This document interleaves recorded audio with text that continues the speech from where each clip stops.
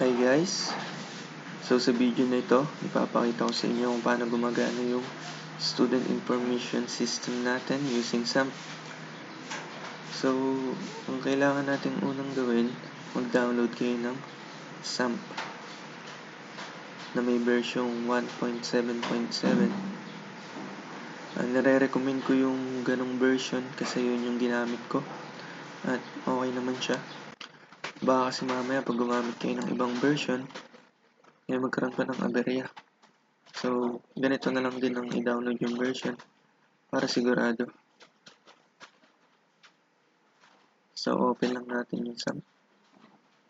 So, ito siya guys, SAMP Control Panel Application. So guys, make sure lang yung tatlo na ito, Apache, MySQL, and FileZilla ay naka-start siya. So, itong FileZilla, naka-start na yan. Ito siya. FileZilla started sa baba. Wala lang siya nakalagay na running. So, pag okay na yan, minimize. Then, punta kayo sa search box. Search nyo lang htdocs.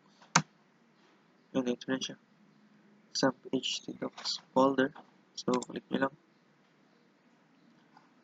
Then, ito yung aking folder guys. Ito yung file name. So, kinapi ko lang siya dito sa loob ng SAMP htdocs. So, ito na siya. Kakopy nyo lang. Open natin. Check natin.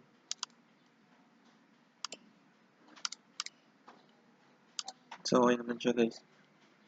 Then, close na. Okay na. So, next, punta kayo sa Google Chrome nyo. And type nyo lang localhost / pangalan ng file nyo. So, ayan yung pangalan ng file ko. Student Info System. So, enter lang. Yan siya guys. So, check natin kung gumagana ba ito. Input ko yung name ko.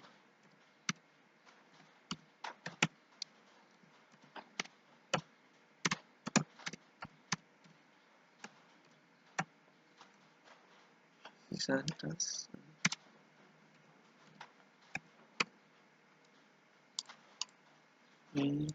So, mag-invento na lang tayo ng number. So, ayan. So, try natin add student kung ma-add siya dito sa baba. Then, ayun guys. Na-add siya. At lumabas yung successfully added. So, try pa natin mag-add. Mag-invento na lang tayo ng name. Si Rolly na lang. Yung bagyo, ano.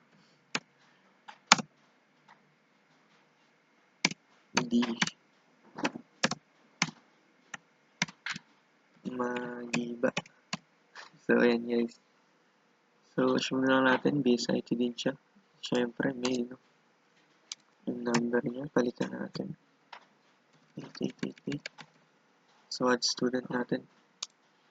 So, ayan guys, namagdag siya. So, ibig sabihin nun, okay yung program natin. Gumagana naman siya. Then guys, kung gusto nyo mag-delete dito sa baba, new tab lang kayo. Type nyo localhost / phpMyAdmin. So, ito na siya. So, ayan guys, no?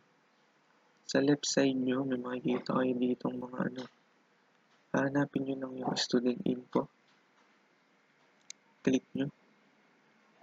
Next, itong TBLS student info. Click nyo yan. Then, ito siya guys. Kung sino gusto nyo delete. So, delete natin si Rolly. Click nyo lang, tapos lalabas to. Then, okay. So, ayan guys. Wala na siya. So, balik tayo sa localhost. Refresh lang. So, yun, wala na siya guys. So, okay na siya, no? And, may itatry tayo. Enter ko ulit yung name ko.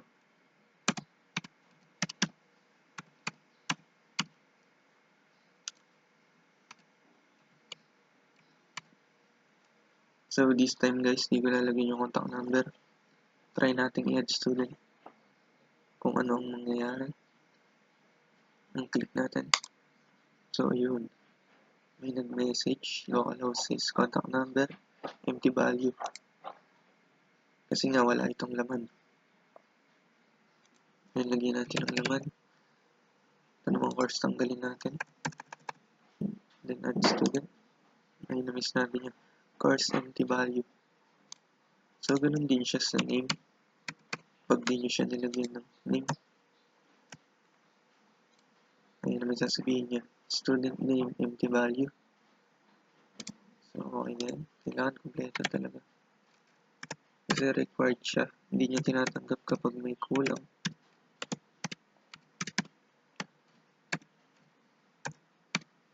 So, ayan. Tapos add student. Ayan, successful added. So, okay na. Ngayon guys, papakita ko sa inyo yung code natin. So, unahin natin itong style. Ayan guys, yung pinaka-style ng ating web, yung design niya. Ayan, font size 24px, color blue. So, ito yun guys, student information. Color blue siya, di ba? Then, yun pa iba. So, next, JavaScript. So, kung napansin nyo kanina guys, kapag hindi natin nilalagyan yung name, o kaya yung contact number, o yung course, na may nagme-message, di ba? Pag kulang. So, ito yun. Ito nasa baba, yung alert contact number. Kapag hindi mo nilagyan yung contact number, then ito, kapag hindi mo nilagyan yung course, ayun yung lumalabas. Then ito, pag hindi mo nilalagyan yung student name. Ayun siya yung alert. So, in jQuery, ayun siya. Ito yung code mo.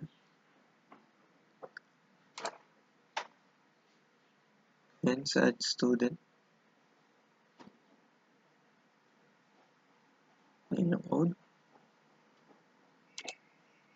Database connection.php. And show info.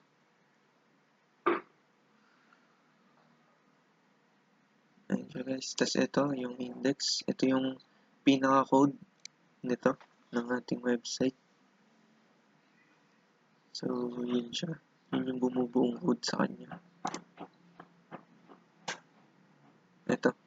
Itong error reporting na ito, nakaka-detect siya ng mga error.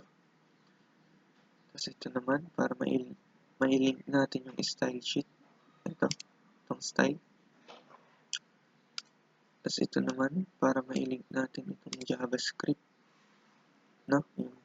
So, yun lang guys. So, maraming salamat sa panonood ninyo.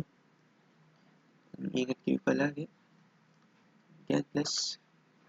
Bye-bye.